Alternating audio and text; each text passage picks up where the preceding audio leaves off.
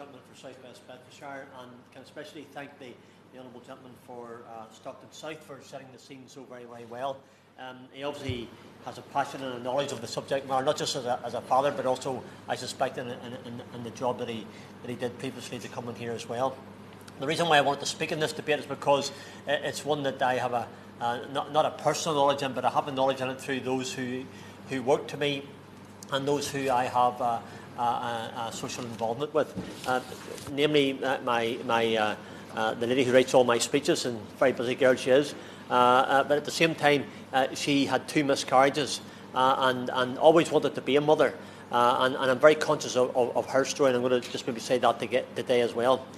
My colleague, the Honourable Member for East Belfast, whose wife, Lindsay Robinson, who set up a charitable group in Northern Ireland, is also a lady who has given me permission today to tell some of her story. I'll tell it from how she has told it to me, and I think it's important to have them recorded. And what we have here, Mr. Davies, is MPs who have come together on a Thursday afternoon to tell the story and why perinatal mental illness is very real, number one, but how we can perhaps maybe help, which is the real reason to be here. I always say what we try to do is provide solutions and how we can do it better. And the work of the NCT in general is of vital importance and a great support to parents all over the world.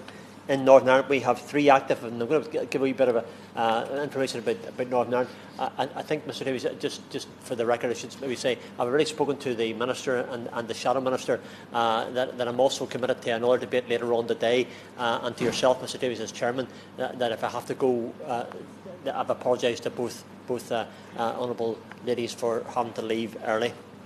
In Northern Ireland, we have 3 active branches offering local mums, dads and families with information, resources, connection points, community, friendship, all those things that are vitally important at a time whenever you need it most. And I also thank the charity for the time and energy that they have put into the research for the hashtag Hidden Half campaign, focusing our attention on the issue of maternal mental health. It's clear from their work and that of all those in the maternal mental health arena that too many women go undiagnosed and therefore unsupported. And if ever we can sort of address those issues, then today has to be a method of doing that, at least vocally and verbally in this hall. And then we look forward to the Minister's response and how the Minister will be able to respond and help us. NCT's hashtag Hidden Half statistic of almost 50% of women who were surveyed and who struggled, not having had their problem identified by a healthcare professional or receiving any help or treatment, is shocking, and I believe we must work together to change. And all the speakers so far and those who will follow will reiterate that very, very clearly. As I said earlier on, my parliamentary aide, Naomi Armstrong-Cotter, who's also a local councillor, spoke out in a very personal way of her experience of miscarriage, of successful pregnancies, and of the fact that she felt that a leaflet handed to you, or handed to her as it was not enough to give tools to deal with the emptiness of loss.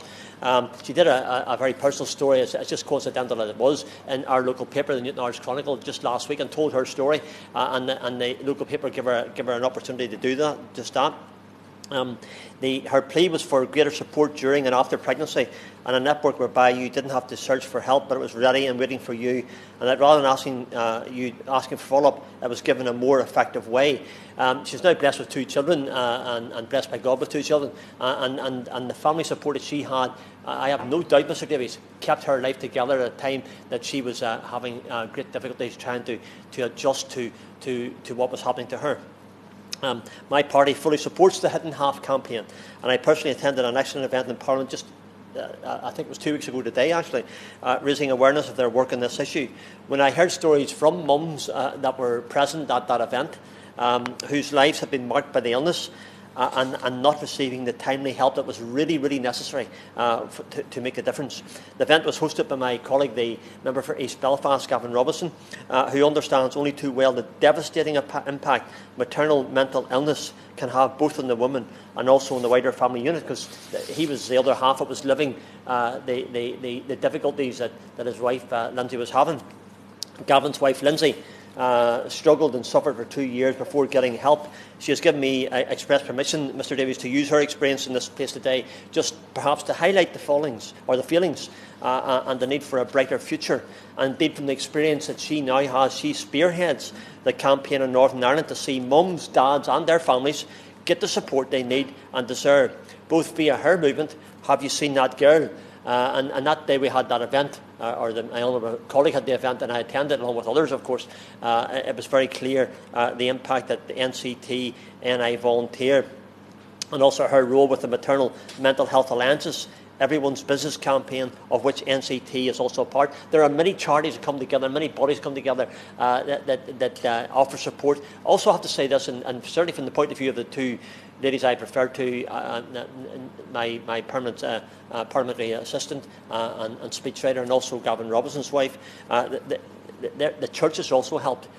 Very important to have a faith, I believe, and also to have access to that at a time was important. Having met with Lindsay, and indeed I spoke to her this morning just before she left here, I understand that 80% of Northern Ireland still does not have access to specialist perinatal mental health services, and funded community-based peer support is limited.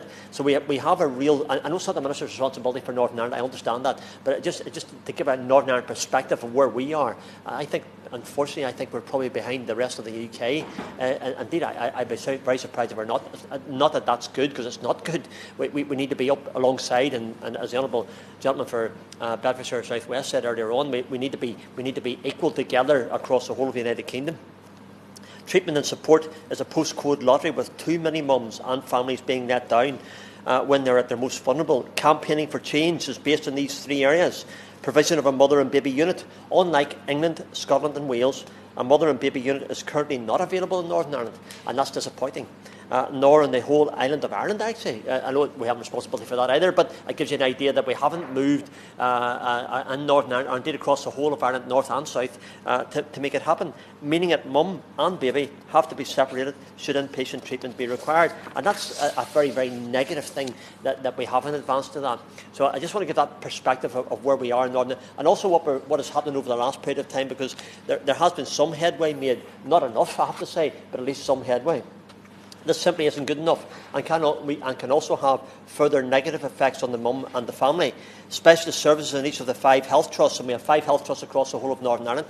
This is currently only available in one, the Belfast Trust, and while fantastic, cannot meet the needs of the whole population. Impossible to do so. Mums and families outside of this area deserve access to care and support that is specially designed for them too. Funding for the community-based peer support. Well, I'm informed there is currently great support provided in the community in the voluntary sector, and often by mums themselves. How often do mums all come together to support each other? My wife, I know, had great support whenever we had our children, and that came from the family support, but also came from mothers who had children along at the same time as well. Again, we're without proper funding to successfully grow this work. I would certainly love, and I make this plea, I'm aware of NCT's Parents in Mind programme, which is running very successfully here in England on the mainland, and is doing tremendous work, and MPs from the mainland will know that, and will welcome that. But I know that NCT Northern Ireland volunteers are keen to source funding to bring this or similar to parents in Northern Ireland, and we look forward to the day that will happen. For many parents, peer support is an essential lifeline, and something that those who have faced a similar battle and are very keen to be trained to provide to others. I'm also aware from my party colleagues in Northern Ireland that Lindsay Robinson and Tom McEnany, with the Maternal Mental Health Alliance, led a team of campaigners to meet the all-party working group on mental health at Stormont. Although Stormont's not functioning through the Northern Ireland Assembly the way that it should, we still have meetings that take place. And they presented this information, and we're asking each of our Northern Ireland parties to sign a consensus statement pledging our commitment to seeing all of the aforementioned issues actioned ASAP.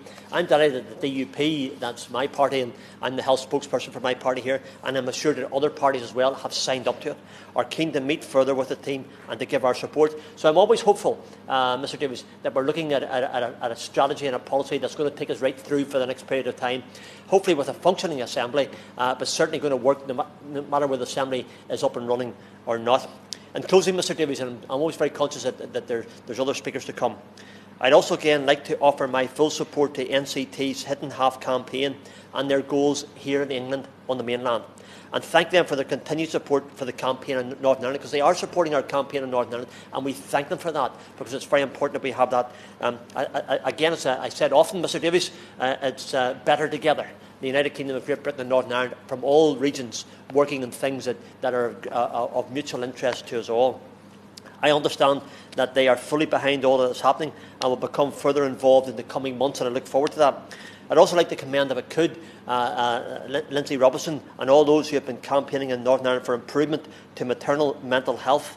We know that they are making a difference both to their parents and their communities, and also with decision makers. But we must also take action in this House. We must do what we can to honour the bravery of those who lay their experience on the line for people to see, and bring changes about which support mothers and families across the UK. Again, I congratulate the Honourable Gentleman for Stockton South for bringing this forward, to other members who have spoken, those who will follow. I look forward to their contributions. Again, Mr Davies, thank you.